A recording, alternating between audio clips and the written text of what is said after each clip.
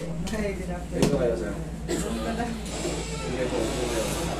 Bakit, sir? Vertigo eh. Ayan. Tagal na. Yan ang gusto kong. Ano yun, ayusin yun. Mga vertigo, pumunta kayo rito lahat. Kahit single yan, baklasin natin. Service yan, vertigo na yan, para kayo. Oh, eh.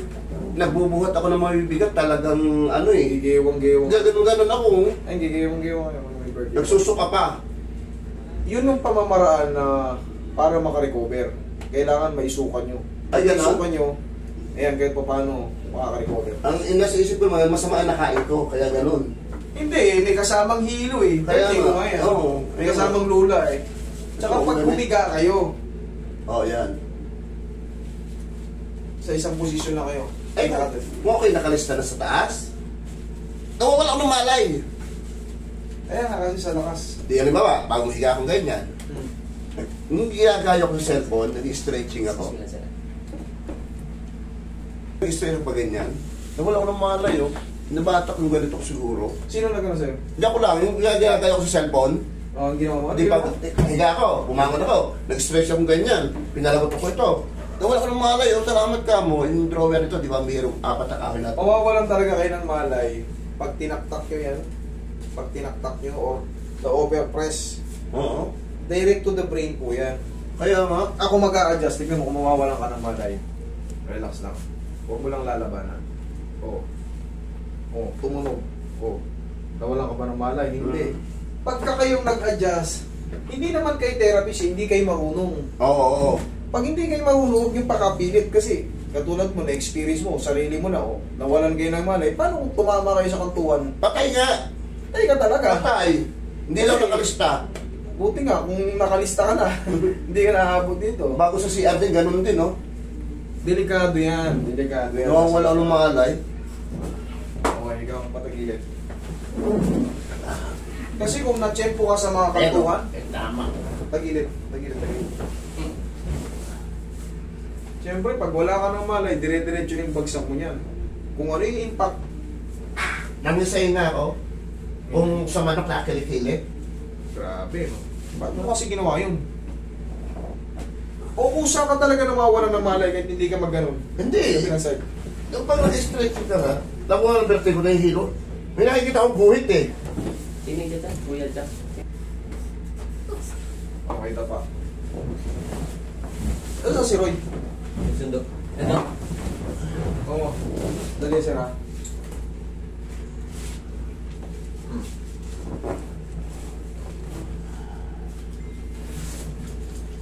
Papuntahin mo na kaya. Anong oras ba? Ito. Sige. Ikaw pre, kahit hindi ka na ano. Update na tayo. Hati-hatiin mo na lang. Oo.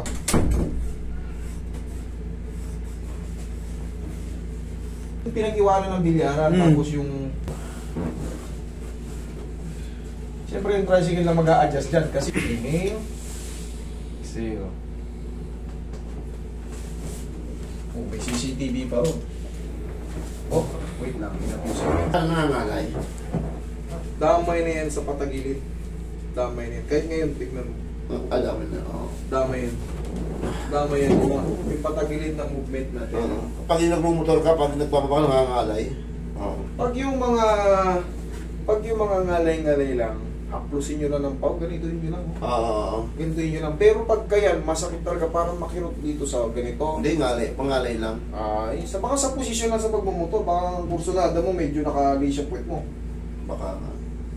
Pero pag kayo nga dito, Oo. makirot siya, tapos minsan pag nakakatagkat, puta, masakit ah. Yan, hindi yan. Pero pag sa mga parang alam mo sa labas na.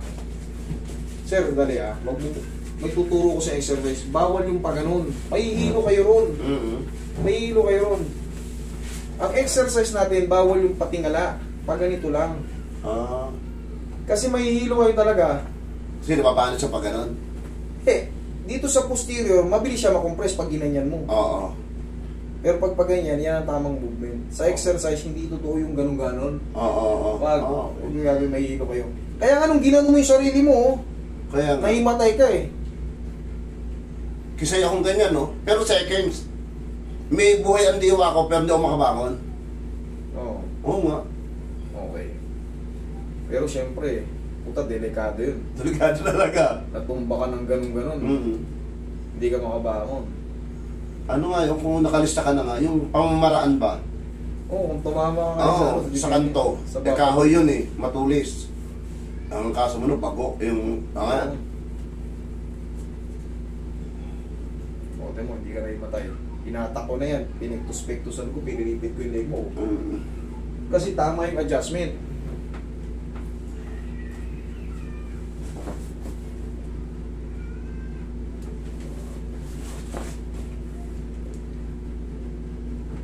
Oh, sige. Check mo yung sarili mo kung ano, yung masakit. Ganito, sir, huwag ganito. Huwag yung ganyan, may hilo kayo dyan. Ako nga, nag-green yung paningin ko pag gumagaya, kahit wala masakit leg. Ganito na yung stretching natin, no? Pati mo kung nahilo ka, lakad ka.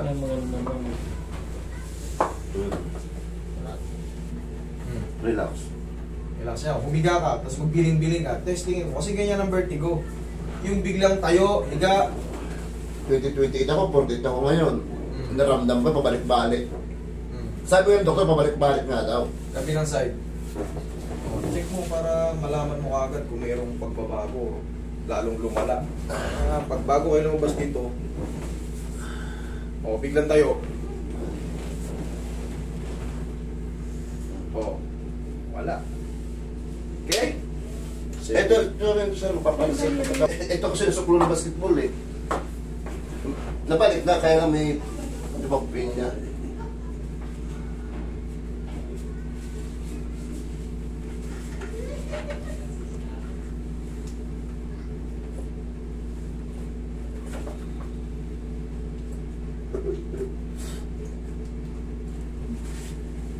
Pain pa ako.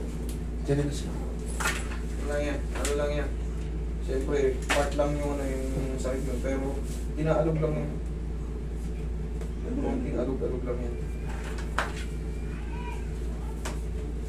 Okay? Sige.